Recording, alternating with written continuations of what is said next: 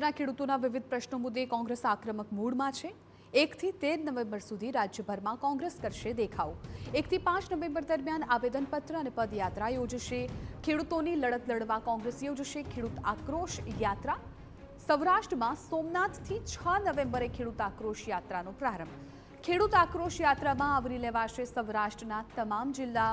13 નવેમ્બરે કોંગ્રેસની યાત્રાનું દેવભૂમિ દ્વારકામાં થશે સમાપન।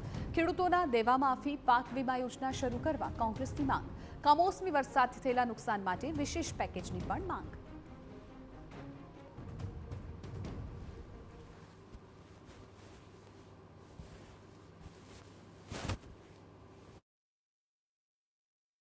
कांग्रेस पार्टी 1 नवेम्बर थी शुरू करी અને 5 નવેમ્બર સુધી ગુજરાતના તમામ તાલુકા મથકે ધરણા કરશે।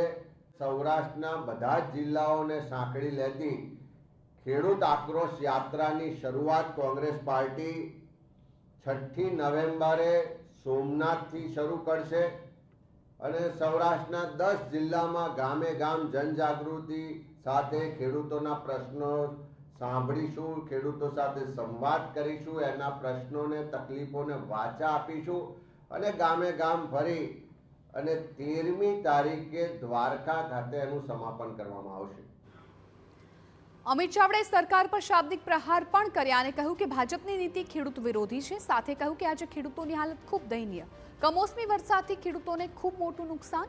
બનાસકાંઠામાં અતિવૃષ્ટિ તો સૌરાષ્ટ્રમાં કમોસમી વરસાદને કારણે ખેતી નિષ્ફળ ગઈ। ત્યારે જો ખેડૂતોને મદદ નહીં મળે તો આત્મહત્યા કરવી પડે તેવી સ્થિતિ હોવાનું જણાવ્યું।